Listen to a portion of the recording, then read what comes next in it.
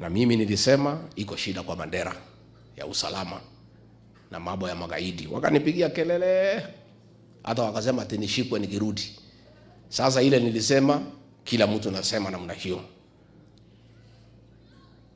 Majeshi kutoka Jubaland wamevamia Kenya, wako pale Mandera. Na hao viongozi ya Mandera hakuwa naongea mpaka nikaongea. Saa hii waziri wa usalama anasema ati lazima wafanye uchunguzi.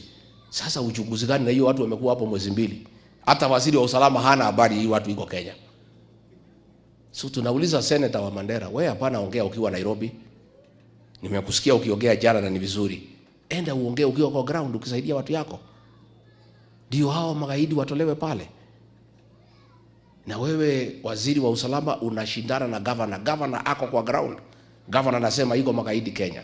Wananchi wanasema iko magaidi Kenya. Kwa hivyo mimi nataka nihakikishie watu ya Mandera, sisi tutawatetea.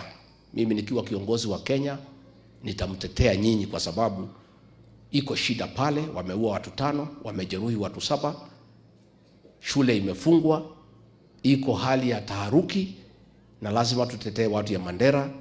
Lazima hawa askari waondoke Kenya warudi kwao.